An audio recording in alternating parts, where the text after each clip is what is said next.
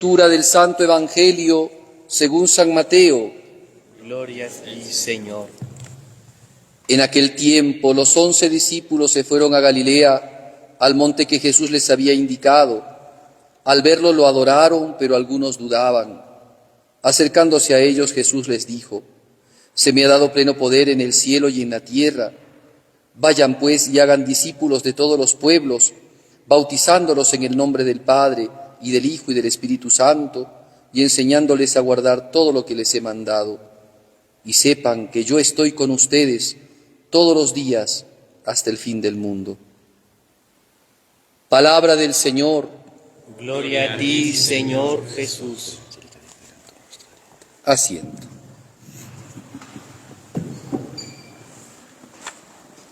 Muy queridos hermanos en Cristo nuestro Redentor, la Iglesia hoy día, según el nuevo calendario litúrgico, celebra la Ascensión de Cristo. Realmente, si es que seguimos las coordenadas de lo que sucedió y que la Biblia nos enseña, en realidad fue el jueves pasado la Ascensión de Cristo, y en el Vetus Ordo, en el calendario antiguo, la Iglesia celebraba el día jueves. Hay lugares todavía en donde en el Novus Ordo, con el nuevo calendario, se celebra todavía en jueves, cuando, por ejemplo, la Ascensión se convierte en una fiesta patronal, depende del lugar, ¿no? Pero ya para la generalidad de los lugares donde la Iglesia predica el Evangelio, se celebra el domingo, y es una razón más bien de orden práctico y pastoral, porque el jueves es un día laborable y entonces los cristianos no podrían participar de la solemnidad, por eso es que la Iglesia lo traslada al domingo siguiente, ¿no?, unos días después, para que los cristianos puedan gozar de esta fiesta tan hermosa como es la fiesta de la Ascensión. Porque si es que uno cuenta, ¿no?, desde la resurrección de Cristo, 40 días tocaría el jueves pasado, ¿no? Y lo que dicen los textos, Jesús acompañó a los apóstoles, no de manera continua, como cuando estaba en su predicación, en su tiempo de predicación, sino se les aparecía en determinados momentos. Según como nos cuenta, por ejemplo, San Agustín, son unas 10 veces que se apareció Jesucristo a los apóstoles y a los discípulos. Entonces no estaba constantemente con ellos, pero sí se les aparecía para darles instrucciones, para hablarles, para darles fuerza, para prepararlos para la venida del Espíritu Santo, ¿no? Y entonces 40 días, o a los 40 días después de la resurrección, Jesucristo subió al cielo. Y el texto que hemos escuchado en la primera lectura de San Lucas nos habla de esto. Estaban en Jerusalén, habían ido a Galilea primero, ¿no?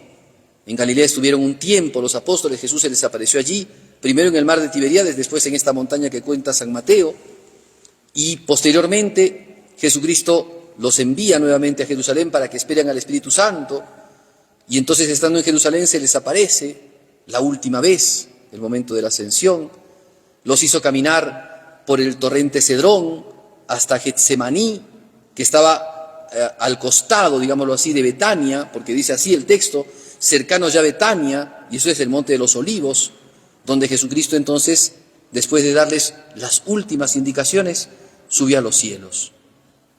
Los apóstoles quedaron, dice el texto, con los ojos mirando al cielo, y se les aparecieron 2 personajes que les dijeron: hombres de Galilea, ¿qué hacen mirando el cielo? Ese Jesucristo que ha subido al cielo va a volver nuevamente, ¿no? Hablando de la segunda venida, ya no en la humildad de la carne, sino en la gloria del juicio, en donde Cristo vendrá, que será lo que nosotros también celebramos dogmáticamente, ¿no?, la segunda venida del Señor. Muy bien, y entonces nuestro corazón hoy día tiene que elevarse al cielo, porque así como los apóstoles vieron a Jesucristo levantarse al cielo, así también nuestro corazón tiene que hoy día levantarse al cielo. Pero que no significa solamente mirar materialmente el cielo y pensar que vamos a ver un poco del halo del manto de Jesucristo. No se trata de eso. No es cuestión espectacular, sino es mirar el cielo, porque el cielo es el término de la vida del cristiano. Cristo nos ha enseñado esto. Si Cristo ha subido a los cielos, entre las tantas cosas que dice Santo Tomás como argumento de autoridad para poder entender cómo Cristo es que nos dejó y subió al cielo, una de las razones es porque Cristo nos quiere dar a entender que el fin de la vida del cristiano es la vida eterna, es el reino de Dios, es entrar en contacto estrecho de Dios en la contemplación facial de Dios, ¿no? en donde nosotros podemos descubrir lo que decía lo que dice el Nuevo Testamento, ¿no? No sabemos lo que será ese momento, pero sabemos que seremos semejantes a Él porque le veremos tal cual es. Ahora, yo quiero referirme un poco acerca de esto, de la realidad sobrenatural del cielo. El cielo no es algo natural, no es el cielo que vemos, no es el cielo de los astros, donde está la luna, el sol, el sistema solar, donde están las supernovas, no es ese cielo, es el reino de Dios, es el reino de los cielos, es el trono de Dios y el esplendor de sus ángeles y sus santos, eso es el cielo que nos referimos. Quiero hablarles acerca de esto porque la situación en la que vivimos realmente es una situación alarmante. Voy a poner un caso. Una religiosa que da clases vino a charlar conmigo y me contó una anécdota, ¿no? Ella es una persona muy dedicada y muy entusiasta, y entonces a sus alumnas del colegio, ¿no?, reunidas para una jornadita que tenían, una reunión que tenían con varias chicas de varios años, de varios cursos, ¿no?, les dice: chicas, ustedes quieren ser santas. Y ya les había explicado, o sea, no es que estaban en foja cero las chiquitas, no es que no son chicas que tienen catequesis, no. Son chicas que han recibido una catequesis, que han hecho la primera comunión, varias de ellas ya habían hecho la confirmación. Y entonces les muestra el ideal cristiano, ¿no? Chicas, ustedes quieren ser santas. Las chicas la miraban raro a la monjita, ¿no? ¿Cómo santa, madre? ¿Qué quiere decir usted con eso? Pero es que ya les he explicado. A ver, vamos de vuelta, vamos a hacer un paso anterior. ¿Ustedes quieren ir al cielo? Y la veían también a la monjita, o sea, no le respondían. No es que algunas decían, yo sí quiero ir al cielo. No. La veían raro, ¿no? ¿Cómo el cielo? ¿Para qué el cielo? Va un retraso más, va un pasito hacia atrás. ¿Ustedes quieren ser felices? Sí queremos ser felices. ¿Y no quieren ir al cielo? No. Si aquí en la tierra estamos bien, si aquí en la tierra podemos ser felices, no nos hace falta el cielo. Miren ustedes, ¿no? Claro, alguno podría decir, bueno, aunque les catequizaron, tal vez no entró el Evangelio todavía a su corazoncito y por eso es que no entienden lo que significa el cielo. Pero es que hay un sustrato en todo esto. Yo les voy a contar, aunque este sermón suene más bien a clase de historia que a sermón, vale la pena, creo, he estado pensándolo y rezándolo y creo que vale la pena decirlo. Hoy día nos enfrentamos a un secularismo brutal en nuestra sociedad. Ese secularismo, ¿qué significa secularismo? Solamente se quiere vivir para el siglo. Es lo que decían estas niñas. Eran católicas, pero ellas quieren solamente vivir para el siglo. No les importa la vida eterna. ¿Qué tiene que ver conmigo la vida eterna? Yo quiero vivir bien, aquí en esta tierra, quiero pasarla bien. A punta de reggaetón, a punta de fiestas, a punta, no sé, de viajes, cruceros. Quiero pasarla bien. Mi vida es para vivirla bien, gozar en esta tierra, explorar mi vida, explorar mundos, explorar mi sexualidad, descubrir si soy varón o mujer, o lo que sea, qué sé yo. Lo que plantean hoy día, ¿no? Los parámetros, hoy día le llaman, por la cultura zurda que se vive, los paradigmas, ¿no? Los nuevos paradigmas. Muy bien. Pero este secularismo tiene un fondo. Ese fondo se llama naturalismo. ¿Ya? Y voy a tratar de explicarlo, Dios quiera tener la suficiente luz como para poder explicárselos. Cuando Cristo predica el Evangelio y envía a sus apóstoles, vayan por todo el mundo, prediquen el Evangelio, lo que hemos escuchado ahora, bauticen. ¿Por qué Jesucristo quería que bautizaran a los apóstoles?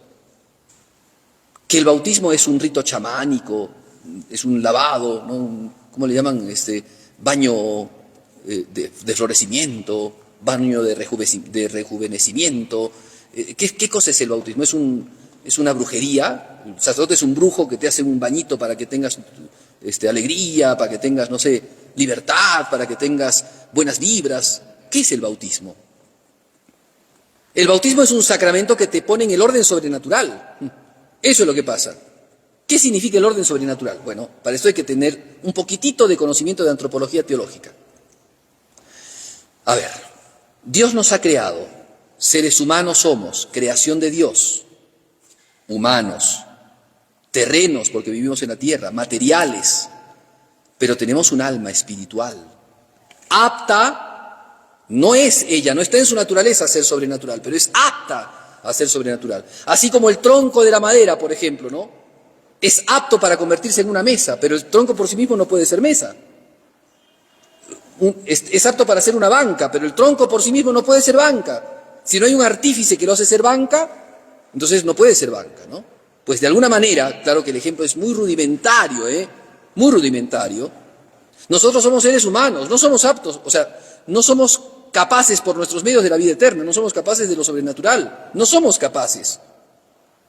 Si no es un artífice, si no es Dios que todo lo puede y nos da la posibilidad de ser sobrenaturales, nosotros no podríamos serlo. Tenemos algo que en la teología se llama potencia obediencial. Por esa razón podemos llegar a ser sobrenaturales, tenemos esa potencia. Pero esa potencia es totalmente pasiva y solamente puede ser activada por Dios, no por ninguna otra cosa. No importa, son demasiadas cosas tal vez como para que uno pueda reflexionar rápidamente lo que estoy diciendo. Pero creo que rudimentariamente la cosa se entiende de la siguiente manera. Nosotros somos seres naturales. Inclusive los ángeles son seres naturales. Se les llama preternaturales porque no tienen cuerpo y porque no tienen el tiempo nuestro y porque no tienen, la sumisión a la materia o la adhesión a la materia. Preternaturales. Pero son todavía naturales. El demonio, los ángeles, San Miguel Arcángel, todos, según la naturaleza, somos naturaleza o preternaturaleza, nada más. Solo Dios es sobrenatural, solo Dios es el trascendente, el sobrenatural, no hay nada más que eso. Pues bien, Dios quiere abrir lo sobrenatural al ser espiritual, ángeles y hombres. Esa es la decisión de Dios. Podría no haberla dado, pero Dios ha querido eso, en su infinita bondad, ha querido misericordiosamente abrirnos las puertas de lo sobrenatural. ¿Qué es lo sobrenatural? Dios. Por tanto, ¿qué es lo sobrenatural en el hombre? Participar de Dios. ¿Y qué es participar de Dios? Solamente conocerlo, porque conocerlo podría ser ya una participación rudimentaria. No, quiere que participemos de su naturaleza divina. Quiere que podamos conocerlo profundamente, amarlo profundamente y estar unido a nosotros y nosotros a Él. Por tanto, nos da apertura para ser también sobrenaturales, no por nuestras fuerzas, sino por su gracia. Y a eso se le llama la gracia de Dios, que es justamente un don por el cual nos hace ser sobrenaturales. Dios, a los que somos naturales, carne y hueso y alma, nos da la gracia de ser sobrenaturales. ¿Qué es lo propio de lo sobrenatural? Lo eterno. Por eso es que el hombre que es temporal puede aspirar a lo eterno. Por eso en nuestro corazón está el ansia de ser eternos, de no tener fin en nuestra vida. Queremos ser eternos.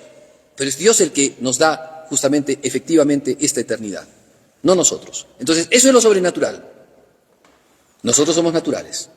Dios ha querido darnos la posibilidad de lo sobrenatural. ¿Cómo? Mediante Jesucristo, el mediador entre Dios y los hombres, por el cual nosotros podemos heredar la vida eterna. Sin Cristo no podemos. Por eso es que decía San Pedro con tanta claridad cuando le predicaba esa primera vez que predicó a todos los judíos que estaban allí en Jerusalén después de Pentecostés. Sepan que no hay otro nombre en el que esté la salvación. No hay.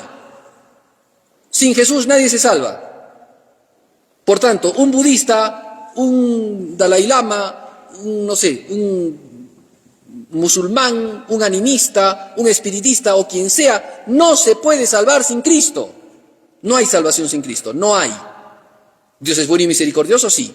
¿Por un misterio especial podrían extraordinariamente salvar a alguien que no es cristiano? Sí, pero no sin Cristo, siempre por Cristo. La manera misteriosa de Dios que la haga, no lo sabemos, pero es por Cristo.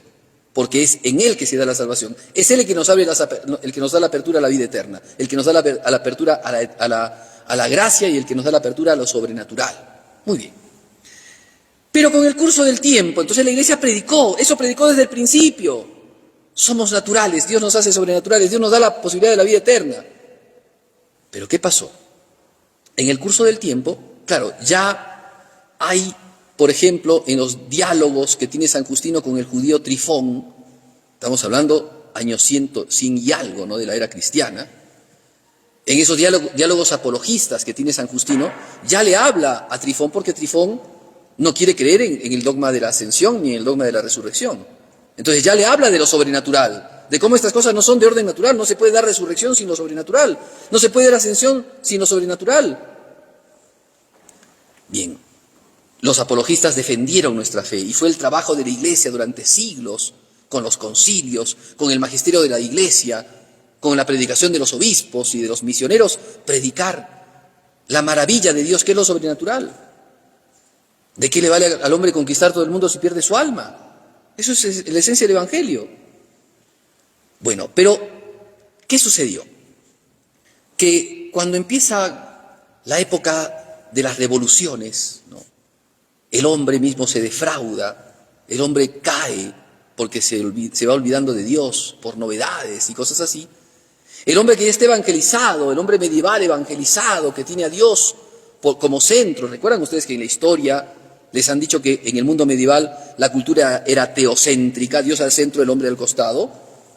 El hombre hace su primera revolución. Esa primera revolución se llamó Renacimiento y Humanismo, en donde a Dios lo sacan al costado. El centro es el hombre. Entonces vamos a buscar el mundo clásico, el mundo griego, el mundo romano.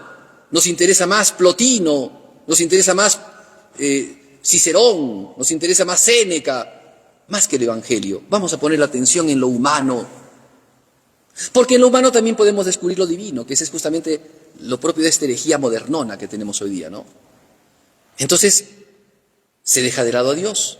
Y al dejar de lado a Dios también se deja de lado lo sobrenatural, de a poquito, como de contrabando. Y entonces después aparecen estas posturas tan duras que generan divisiones en el occidente cristiano, como es la postura de la Reforma protestante con Lutero. ¿Y qué decía Lutero? Lutero decía de que Dios es muy bueno con nosotros. Claro, él no se mete con lo sobrenatural y lo natural y lo sobrenatural, pero él va camuflando cosas así. Dios no nos puede, Dios no nos perdona los pecados. El pecado sigue en el hombre, decía Lutero. El pecado original sigue en el hombre, porque yo tengo inclinación al mal. Entonces, en mí sigue el pecado, decía Lutero. Entonces, como en mí sigue el pecado, Dios no borra el pecado original en el bautismo. El bautismo es un rito, entonces, chamánico y mágico. Un rito de introducción. Y si Cristo dijo que hay que bautizarse, es porque, bueno, era una costumbre, pues. No es que el bautismo es algo serio y algo grande, ¿no? No es eso.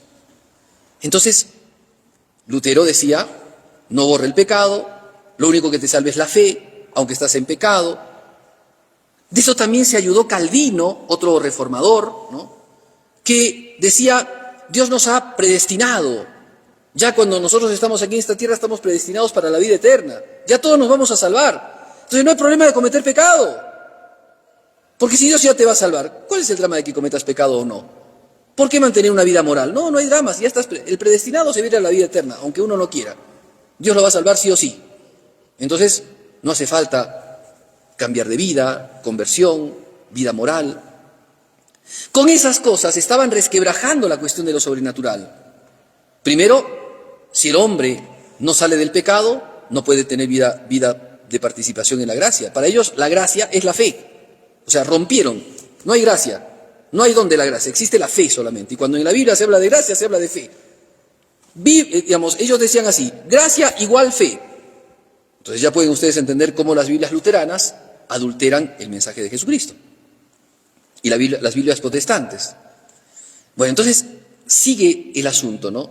Y claro, aparecen nuevos grupos, nuevos movimientos, y aparece la gran revolución, ¿no? Esa revolución que quiso romper todas las estructuras, llamada Revolución Francesa, ¿no?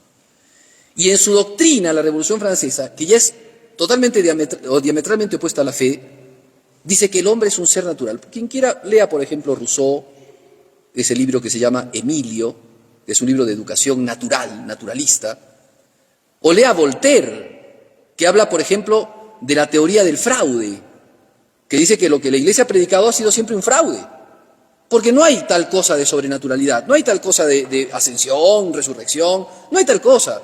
Los apóstoles estaban calientes porque los judíos habían matado a Jesucristo, y entonces, como dijeron los sumos sacerdotes a los guardias, ¿no? Digan a la gente que no resucitó, sino que estaban dormidos, se robaron el cuerpo y andan diciendo que han resucitado, que ha resucitado Jesucristo, ¿no? Pues eso es lo que se sigue diciendo hoy día. Eso dice Voltaire, ¿no? La teoría del fraude. Hicieron el fraude. Entonces hicieron creer al mundo que resucitó, pero no resucitó. Y todos nos las creímos. Somos tan necios que todos nos las creímos, ¿no? Y entonces el hombre no es un ser sobrenatural, es un ser puramente natural. Solo naturaleza. No tenemos cielo.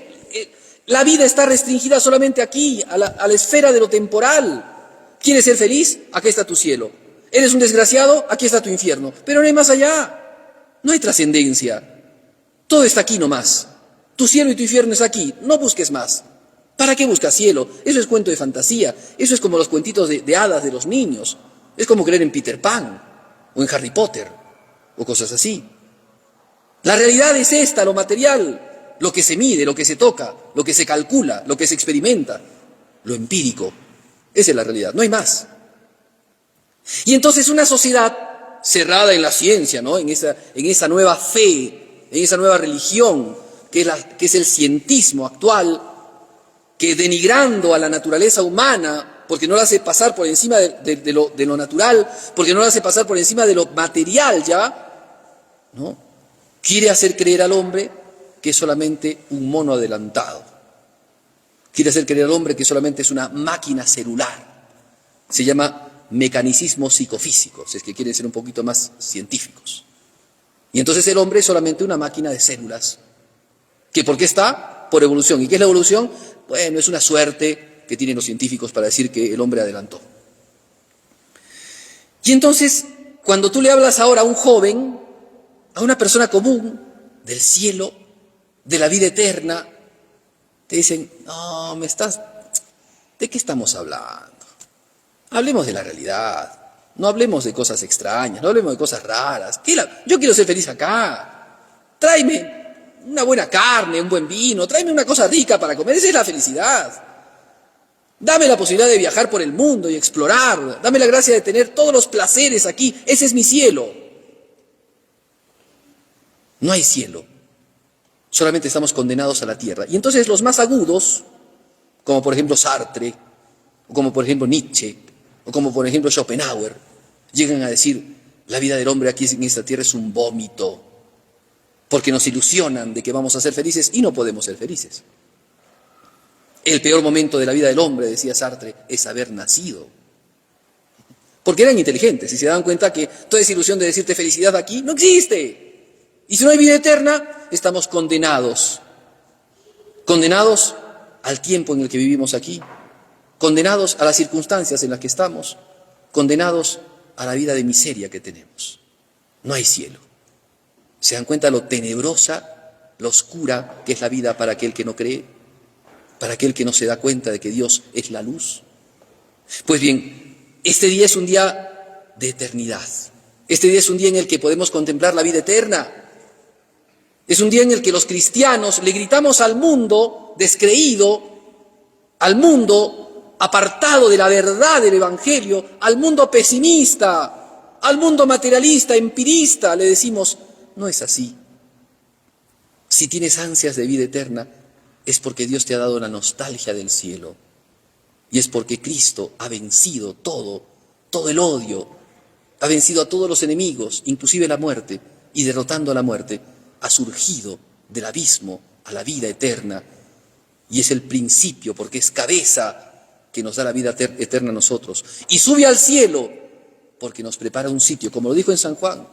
Me voy a prepararles un sitio. Y ha ido al cielo para prepararnos un sitio. Y entonces San Bernardo dirá hermosamente, ¿qué hace Jesús en el cielo? En el cielo le muestra al Padre sus llagas. Cuando nos ve a nosotros, cuando nos ve miserables, cuando nos ve caídos, cuando nos ve tan tibios, tan pecadores, Jesucristo una vez más le muestra sus llagas al Padre. Por ellos he muerto en la cruz, por ellos he dado mi vida. Y entonces el Padre, nuevamente viendo a Jesucristo, tiene misericordia por los hombres, que muchas veces somos tan miserables y desgraciados que a pesar de todo el bien que Dios nos ha hecho, seguimos pagándole con males. Por eso di entonces que nosotros los cristianos despertemos de este letargo, de este sueño de Morfeo, temporalista, materialista, secularista, existencialista que nos presenta el mundo de hoy, con todos los regalos insulsos que nos pretende dar y que no son otra cosa que miseria, que no es otra cosa que pan para hoy y hambre para mañana. Que nosotros despertemos de esto y con la misma fe de Jesucristo, fe que proclamó el Señor, fe que generó el Señor a partir de su acción por nosotros, fe que proclamaron los apóstoles y fe que la enseñaron, fe que dio a los mártires la fuerza para morir por Jesucristo, fe que dio a los doctores la gracia de enseñar con sabiduría, fe que impactó a las vírgenes para desposarse con Jesús, fe que Dios da a los niños sencillos como Él, que creen en el Señor, fe que da a los jóvenes para mantener su vida incólume, fe que da a los matrimonios para que puedan perseverar hasta el fin, que con esa fe nosotros proclamemos el dogma de la ascensión de Jesucristo y pongamos nuestro corazón en el cielo. Hombres de Galilea, dijo el ángel, ¿qué hacéis mirando al cielo? Es justo que miremos al cielo cuando esta tierra es tan denigrante. Es justo que miremos al cielo cuando tenemos un Dios tan grande, que se ha hecho hombre y tan pequeño, que ha sido grano de trigo y ha muerto por nosotros en la tierra para darnos en herencia el cielo. Que la Virgen Santísima nos conceda la gracia a cada uno de nosotros de mirar el cielo con alegría, porque es el fin de nuestras vidas, y de trabajar denodadamente, con penitencia, con oración, con caridad, para encontrarnos con Cristo en el cielo, donde está sentado a la derecha del Padre.